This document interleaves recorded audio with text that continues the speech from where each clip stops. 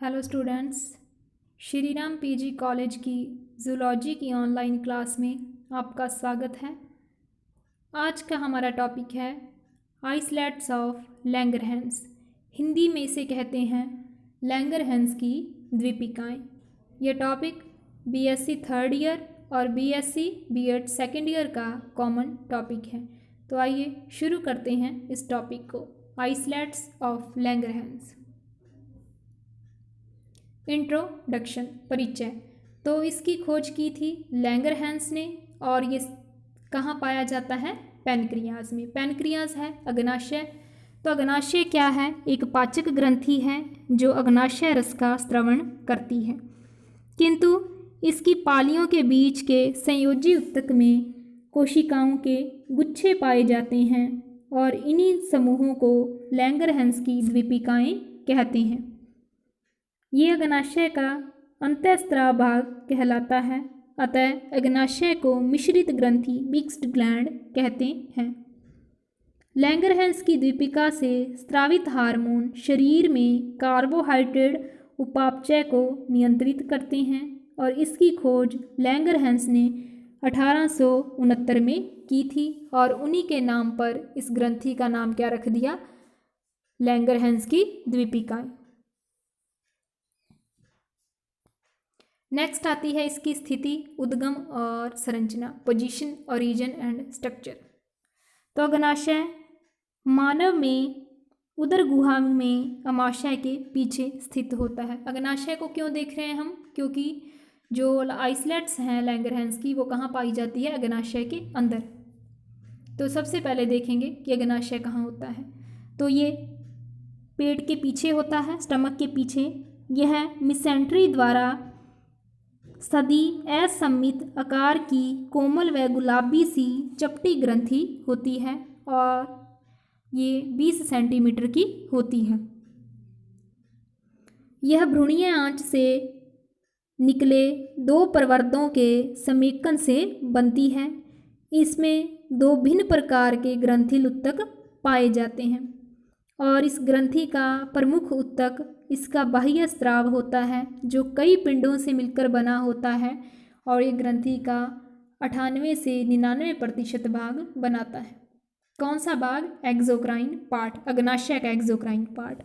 और इनमें परस्पर बांधे रखने वाले संयोजी ऊतक में जगह जगह अंतःस्रावी कोशिकाओं के छोटे छोटे अंडाकार से ठोस समूह पाए जाते हैं जिसको बोलते हैं लैंगरहैंस की द्वीपिकाएँ। तो ये क्या है? एंडोक्राइन पार्ट है। मनुष्य में लगभग 10 से 20 लाख लैंगरहैंस की द्वीपिकाएँ पाई जाती है। ये अग्नाशय का 1% भाग बनाती हैं। तो अग्नाशय का 99% भाग तो किसने बना लिया था? एक्सोक्राइन पार्ट ने। तो बचा हुआ 1% भाग कौन बनाएगा? एंडोक्राइन पार्ट या आइसलैट्स ऑफ लैंगरहैंस। इनका साइज 20 से 30 माइक्रोन व्यास का होता है और इसमें रुधिर केशिकाओं का जाल बिछा होता है। द्वीपिका की कोशिकाएं इन रुधिर केशिकाओं के चारों ओर छोटे छोटे समूहों या लड़ियों में एकत्रित रहती हैं और ये जो द्वीपिकाएं होती हैं इसमें टोटली 4 प्रकार की सेल्स पाई जाती हैं। तो अब इस डायग्राम को देख लेते हैं। देखिए, हमने देखना है आइसलैट्स ऑफ लैंगरहैंस। पाई कहाँ जाएंगी? पैनक्रियास में। तो पैनक्रियास कहाँ पाया जाता है? यहाँ पर। ये क्या चीज़ है? उदर है, एब्डोमेन है। एब्डोमेन में स्टमक पाया जाता है और स्टमक के पीछे पैनक्रियास। ये हो गया हमारे पास पैनक्रियास। देखिए डायग्राम में, ये हो गया pancreas, pancreatic duct, gall bladder, common bile duct, accessory pancreatic duct, duodenal papilla और ये ड्यूडेनम। ये भाग क्या हैं? सारे पैनक्रियास के भाग हैं, अग्नाशय के भाग। अब अगर इसकी काट काट के देखते हैं तो इस तरह से ये दिखेंगे अपने को। Pancreatic acini, pancreatic islet. ये जो पैनक्रिएटिक आइसलैट है यही क्या है? Islets of Langerhans. और नीचे है पैनक्रिएटिक डक्ट। तो अपने को सिर्फ एक ही चीज़ देखनी है, ये जो दिखाई दे रही है यहाँ पे अपने को, ये क्या है? पैनक्रिएटिक आइसलैट, जिसको बोलते हैं लैंगरहैंस की द्वीपिकाएँ। तो ये डायग्राम को ध्यान से देख लीजिए। अपने को ये 3 डायग्राम इसी वजह से दिखाए हैं ताकि इसको समझने में आसानी रहे कि ये पाया कहाँ जाता है। नेक्स्ट आती है हिस्टोलॉजी। हिस्टोलॉजी क्या चीज़ होती है? आंतरिक संरचना या औतकी। तो इसमें 4 डायग्राम्स आएंगे, 4 सेल्स आएंगी, अल्फा, बीटा, डेल्टा और पीपी। पीछे डायग्राम्स के अंदर हमने देखा पाई जाती हैं आइसोलेट्स ऑफ लैंगरहैंस। अब अगर आइसोलेट्स ऑफ लैंगरहैंस को भी हम बड़ा करके देखते हैं तो उसमें ये 4 प्रकार की सेल्स दिखाई देंगी, alpha, beta, delta, PP. Alpha cells कौन सी होती हैं? तो ये लैंगरहैंस द्वीपिका का 25% भाग बनाती हैं। ये कणिकाएं युक्त होती हैं। और मेलोरी एनाइलिन, ये क्या है मेलोरी एनाइलिन? ये एक तरह का स्टेन है, अभिरंजक है। अगर इस अभिरंजक से इन कोशिकाओं को स्टेन किया जाता है तो ये आसमानी रंग में रंजित होती हैं, आसमानी ब्लूइश, स्काई ब्लूइश सा, तो उस रंग में अभिरंजित होती हैं। इन्हें ऑक्सीफिल्स भी कहते हैं और ये ग्लूकेगॉन हार्मोन का स्रावन करती हैं। तो अल्फा सेल से कौन सा हार्मोन निकलता है? ग्लूकेगॉन। नेक्स्ट आती हैं बीटा सेल्स। ये लगभग 70 से 80% भाग लैंगरहैंस की द्वीपिका का बनाती हैं। ये भी कणिका युक्त होती हैं और मेलोरी रंजक से आसमानी पर्पल यानी कि ब्लूइश पर्पल अभिरंजित होती हैं। और इनसे जो हार्मोन निकलता है वो है इंसुलिन। अल्फा से निकला था ग्लूकेगॉन, बीटा से निकलेगा इंसुलिन। थर्ड आती हैं डेल्टा सेल्स। तो ये संख्या में कम होती हैं और ये लैंगरहैंस की द्वीपिका का केवल 10% भाग बनाती हैं। इनसे निकलने वाला हार्मोन सोमैटोस्टेनिन है। फिर आती हैं पीपी सेल्स। तो ये कोशिकाएं पैनक्रियाटिक पॉलीपेप्टाइड नामक हार्मोन स्रावित करती हैं। कौन सा हार्मोन? Pancreatic polypeptide. इस स्राव के कार्य के बारे में अभी तक कोई ठीक से जानकारी नहीं मिल पाई। ऐसा माना जाता है कि इस हार्मोन का जो लक्ष्य अंग है, टारगेट ऑर्गन है, वो है शुद्धांतर। शुद्धांतर आहार नाल, एलिमेंट्री कैनाल का एक छोटा सा भाग है। तो इस हार्मोन के बारे में या इस ग्रंथि के जो कोशिकाएं हैं पीपी सेल्स, उनके बारे में अभी तक ठीक से कोई जानकारी नहीं मिल पाई है। चारों सेल्स हो गई, इनके हार्मोन्स भी पता लग गए। अब देखते हैं हम ये डायग्राम। ये है अग्नाशय का टीएस, एक काट दिखाई गई है। ये क्यों दिखाई है? ताकि हमें इसमें डायग्राम के अंदर आइसोलेट्स ऑफ लैंगरहैंस दिखाई दें। तो ये जो है ये क्या है? सेल आइसोलेट, इसको बोलते हैं लैंगरहैंस की द्वीपिकाएं। तो ये अग्नाशय के काट के अंदर दिखाई गई हैं ताकि उसको समझने में ईजी रहे। पीछे पूरा डायग्राम था पैनक्रियास का, तो इसमें इसको आउटलाइन करके दिखा दिया गया है। अब आ जाते हैं हार्मोन्स, आइसोलेट्स ऑफ लैंगरहैंस के हार्मोन। पहला आता है इंसुलिन। इंसुलिन किन कोशिकाओं से निकला था? बीटा सेल से। इंसुलिन होता क्या चीज़ है? तो जो शुद्ध इंसुलिन है उसको सबसे पहले कनाडा के 2 वैज्ञानिक बैटिंग और बेस्ट ने दिया था और 1921 में इंसुलिन का सक्रिय सत्व या एक्सट्रैक्ट तैयार करने में सफलता पाई गई थी। एबेल ने इसके रवे क्रिस्टल बनाए और एफ सेंगर ने 1953 में इंसुलिन की अनुरचना का पता लगाया और बताया कि यह एक पॉलीपेप्टाइड होता है। तो ये अलग अलग साइंटिस्ट की बात है कि उन्होंने इंसुलिन के बारे में क्या क्या खोज की। इंसुलिन 2 पॉलीपेप्टाइड श्रृंखलाओं से मिलकर बना होता है जिसे अमीनो अम्ल की संख्या 51 होती है। तो इसमें अमीनो अम्ल 51 पाए जाते हैं। ए श्रृंखला में 21 अमीनो अम्ल और बी श्रृंखला में 30 अमीनो अम्ल होते हैं। इसका अणुभार 6000 होता है और इंसुलिन एक प्रोटीन है जिसके क्रिस्टल बनाए गए और इसकी आणविक रचना भी ज्ञात की गई और इसे प्रयोगशाला में संश्लेषित किया गया। फिर एक साइंटिस्ट आते हैं सान, उन्होंने 1965 में मानव इंसुलिन का संश्लेषण किया था। इंसुलिन शरीर में ग्लूकोज उपापचय का नियमन करता है। तो ये हो गया फंक्शन किसका, इंसुलिन का, ग्लूकोज उपापचय का नियमन करना। रुधिर में ग्लूकोज की सामान्य मात्रा 100 मिलीग्राम प्रति 100 मिलीलीटर होती है और भोजन के पाचन के बाद यह मात्रा बढ़ जाती है। तभी इंसुलिन स्रावित होकर मस्तिष्क कोशिकाएं और आरबीसी होती हैं लाल रुधिर कोशिकाओं को छोड़कर शरीर की सभी कोशिकाओं के लिए पारगम्यता को कई गुना बढ़ा देता है। बढ़ा क्यों देता है? क्योंकि शरीर में ग्लूकोज की मात्रा बढ़ जाती है। मस्तिष्क व रुधिर कोशिकाओं की पारगम्यता इंसुलिन के बिना भी बहुत अधिक होती है, अतः कोशिकाएं रुधिर से अधिक ग्लूकोज ग्रहण करके इसका उपयोग करने लगती हैं। क्यों? क्योंकि ब्लड के अंदर ग्लूकोज ज़्यादा हो गया तो कोशिकाएं क्या करेंगी, उसमें से ग्लूकोज लेने लग जाएंगी और उसका यूज़ करने लगती हैं। इसी के साथ आरएनए व प्रोटीन का संश्लेषण बढ़ जाता है। यकृत क्या होता है, लीवर। और पेशीय कोशिकाओं में ग्लूकोज से ग्लाइकोजन में संश्लेषण होता है। तो ग्लूकोज से क्या बन गया, ग्लाइकोजन। और ग्लूकोज संग्रहित होता है या संग्रहित रहता है वसा उत्तकों में, वसा का संश्लेषण होता है। वसा संश्लेषण को बोलते हैं लाइपोजेनेसिस। और भोजन के कार्बोहाइड्रेट से बने ग्लूकोज ग्लाइकोजन के रूप में लीवर और पेशियों में इकट्ठे होते हैं। ग्लूकोज के ऑक्सीकरण से ऊर्जा मुक्त होती है और ब्लड में ग्लूकोज की जो स्थिर सांद्रता होती है वो बनाए रखने का काम भी किसके द्वारा किया जाता है, इंसुलिन के द्वारा। तो ये काम हो गया इंसुलिन का। नेक्स्ट पढ़ते हैं ग्लूकागोन। ग्लूकागोन हार्मोन किस ग्रंथि से निकला था, आइसलेट ऑफ लैंगरहैंस से, और कोशिकाएं थी अल्फा सेल्स। तो ग्लूकागोन इंसुलिन की विपरीत दिशा में काम करता है। इसकी खोज किम्बल तथा मर्लिन ने 1923 में की थी।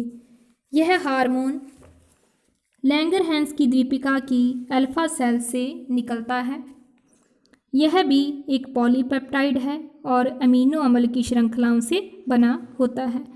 इसमें 29 अमीनो अम्ल पाए जाते हैं। इसका अणुभार 3450 होता है। रुधिर में ग्लूकोज की मात्रा आवश्यकता से कम होते ही लैंगरहैंस की द्वीपिकाओं की अल्फा कोशिकाएं ग्लूकागोन का स्रवण करती हैं। जब ब्लड के अंदर ग्लूकोज की मात्रा कम हो गई तो इसका कार्य उसके अपोजिट हो जाएगा इंसुलिन के। यह ग्लाइकोजन के ग्लूकोज में विखंडन को उत्प्रेरित करके रुधिर में ग्लूकोज की मात्रा बढ़ाता है। इसको बोलते हैं ग्लाइकोजिनोलाइसिस। ग्लूकोज की मात्रा बढ़ाने के लिए वह लीवर में वसीय और अमीनो अम्लों से ग्लूकोज के संश्लेषण को प्रेरित करता है। साथ ही वसा उत्तकों में वसा के विखंडन को प्रेरित करता है। विखंडन होता है तोड़ना, वसा को तोड़ देना। ग्लूकागोन रुधिर में कैल्शियम के स्तर को कम करने को प्रेरित करता है। यह उत्सर्जन में अधिक कैल्शियम उत्सर्जित करता है। यह हार्मोन हृदय स्पंदन व कार्डियक पेशियों के संकुचन को भी बढ़ाता है। अतः परिश्रम, व्यायाम और आपातकालीन समय में इसका स्रवण अधिक होता है। तो ये कंडीशन होती है इसके स्रवण के समय, जब परिश्रम, हम कोई काम करते हैं, हार्ड वर्क करते हैं, व्यायाम करते हैं, एक्सरसाइज वगैरह, और आपातकालीन समय यानी कि अचानक से कोई इंसिडेंटली, तो उस टाइम क्या हो जाता है, इसका स्रवण अधिक होता है। थर्ड हार्मोन आता है सोमैटोस्टेनिन, डेल्टा सेल से निकला था। तो आधुनिक खोजों के अनुसार यह माना जाता है कि लैंगरहैंस की द्वीपिकाओं की डेल्टा कोशिकाएं सोमैटोस्टेनिन का स्रवण करती हैं। फिर आ जाता है पैनक्रिएटिक पॉलीपेप्टाइड। इसका स्रवण कौन करती हैं, पीपी सेल्स, पीपी कोशिकाएं। तो पीपी कोशिकाओं से कौन सा निकलता है हार्मोन, पैनक्रिएटिक पॉलीपेप्टाइड। सोमैटोस्टेनिन का काम तो भोजन के पाचन से प्राप्त पोषक पदार्थों का अवशोषण करना और कोशिकाओं में पोषक पदार्थों का स्वांगीकरण के समय को बढ़ाना है ताकि शरीर में एक बार ग्रहण किए गए भोजन की उपयोगिता अधिक समय तक बनी रहे। तो सोमैटोस्टेनिन का क्या काम है? शरीर में भोजन की उपयोगिता को बढ़ाना। और पैनक्रियाटिक पॉलीपेप्टाइड का कार्य अभी तक ज्ञात हुआ ही नहीं था अपने को, सिर्फ इतना पता चला था कि इससे कि ये पीपी सेल से सेक्रीट होता है। तो ये हो गए चारों हार्मोन्स। इंसुलिन निकला था बीटा सेल से, ग्लूकेगॉन अल्फा सेल से, सोमैटोस्टेनिन डेल्टा से, और पैनक्रियाटिक पॉलीपेप्टाइड पीपी सेल्स। तो इसको याद रखना इजी है, पैनक्रियाटिक पॉलीपेप्टाइड यानी कि पीपी सेल्स। फंक्शन अभी तक पता नहीं है अपने को। अब आ जाती है एबनॉर्मलिटीज़ ऑफ इंसुलिन, कि शरीर में अगर इंसुलिन की कमी या वृद्धि होगी तो क्या एबनॉर्मलिटीज़ आती हैं। सबसे पहले हम देखते हैं हाइपो इंसुलिनिज्म यानी कि अल्पस्रावन। तो रुधिर में इंसुलिन की कम मात्रा की उपस्थिति को इंसुलिन की अल्पस्रावन अवस्था कहते हैं। तो इंसुलिन की कमी हो जाने पर लीवर और पेशी कोशिकाओं की ग्लूकोज को ग्लाइकोजन में चेंज करने और संग्रह करने की क्षमता कम हो जाती है, जिससे रुधिर में ग्लूकोज की मात्रा बढ़ जाती है। इसको बोलते हैं हाइपरग्लाइसीमिया, ग्लूकोज की मात्रा का बढ़ना।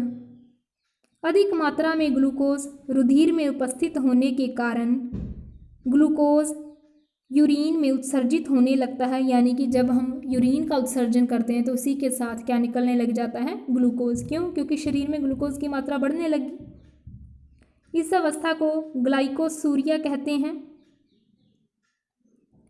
जब रुधिर और मूत्र में ग्लूकोज की मात्रा बहुत बढ़ जाती है तो मधुमेह या डायबिटीज़ हो जाता है। तो ये इंसुलिन के बढ़ने से होता है, इंसुलिन के कम स्रवण से होता है, बढ़ने से नहीं, सॉरी। 4% मनुष्यों में यह रोग अनुवांशिक होता है, अनुवांशिक जेनेटिकली, यानी कि पेरेंट को है तो उससे आगे बच्चों में संभावना रहती है रोग के होने की। मधुमेह, डायबिटीज़ में अधिक प्यास लगती है, पॉलीयूरिया की समस्या होती है। पॉलीयूरिया होता है कि बार बार यूरिन एक्सक्रीट करना, और शरीर का निर्जलीकरण, डिहाइड्रेशन होने लगता है। तो बार बार यूरिन का एक्सक्रीशन होगा तो शरीर में पानी की कमी होगी। इससे शरीर की कोशिकाएं रुधिर से ग्लूकोज ग्रहण न कर पाने के कारण ऊर्जा उत्पादन नहीं कर सकती और शरीर में दुर्बलता, कमजोरी बढ़ती है। कोशिकाएं ऊर्जा उत्पादन के लिए प्रोटीन का विखंडन करने लगती हैं। इससे रोगी का वजन धीरे धीरे कम हो जाता है। वसा उत्तकों में वसा के सक्रिय लेकिन अधूरे विखंडन से कीटोन बॉडीज बनने लगती हैं और इस अवस्था को कीटोसिस कहते हैं। यूरिन के साथ कीटोन का उत्सर्जित होते हैं और इसको कीटोनूरिया बोलते हैं। धीरे धीरे शरीर में इनकी मात्रा और अम्लता बढ़ जाने से व्यक्ति की मृत्यु हो जाती है। मधुमेह रोग से पीड़ित व्यक्ति को निश्चित समय अवधि के बाद इंसुलिन के इंजेक्शन लगवाने चाहिए तथा नियंत्रित आहार लेना चाहिए। नियंत्रित आहार मतलब ऐसा फूड नहीं लेना चाहिए जिसमें शुगर ज़्यादा हो। क्यों? क्योंकि बॉडी में तो पहले से ही ग्लूकोज ज़्यादा बनने लग गया, तो शुगर ज़्यादा मिलेगा तो वो डेंजरस होगा। फिर आ जाता है इंसुलिन का अतिस्रवण, हाइपर इंसुलिज्म। तो रुधिर में इंसुलिन की ज़्यादा मात्रा की उपस्थिति को इंसुलिन का अतिस्रवण या हाइपर इंसुलिनिज्म कहते हैं। इसकी अधिकता के कारण रुधिर में ग्लूकोज की मात्रा कम होने लगती है, उसका अपोजिट हो गया। इस अवस्था को हाइपोग्लाइसीमिया कहते हैं। इसके रुधिर में ज़्यादा उपस्थित होने के कारण शरीर की कोशिकाएं रुधिर से अधिक ग्लूकोज लेने लगती हैं। इसके कारण तंत्रिका कोशिकाओं को आवश्यकता के अनुसार ग्लूकोज नहीं मिल पाता। क्यों? क्योंकि ब्लड से ग्लूकोज कौन ले लेगा? शरीर की कोशिकाएं, तो जिससे तंत्रिका कोशिकाओं को ग्लूकोज नहीं मिलता। तंत्रिका कोशिकाओं के स्राव ही नेत्रों की रेटिना व जनन एपिथेलियम की कोशिकाओं भी ऊर्जा के लिए ग्लूकोज का उपयोग करती हैं। अतः दृष्टि, ज्ञान व जनन क्षमता कम होने लग जाती है। क्यों? क्योंकि उसको ग्लूकोज मिल नहीं पाता। ग्लूकोज की कमी के कारण मस्तिष्क कोशिकाओं में अत्यधिक उत्तेजना से थकावट, मूर्छा तक बेहोश हो जाना, ऐंठन और अंत में मृत्यु हो जाती है। शारीरिक परिश्रम व उपवास के समय इंसुलिन का इंजेक्शन देने से भी ऐसी अवस्था हो जाती है। शारीरिक परिश्रम यानी कि कोई काम करने के बाद और उपवास होता है फास्ट, इंसुलिन का इंजेक्शन दिया जाए तो ऐसी अवस्था हो सकती है। इसे इंसुलिन आघात, इंसुलिन स्ट्रोक कहते हैं। ग्लूकोज देने पर रोगी को लाभ पहुंचता है। इसी वजह से जो फास्ट वगैरह में कई लोग क्या हो जाते हैं, बेहोश हो जाते हैं, तो उनको ग्लूकोज दिया जाता है।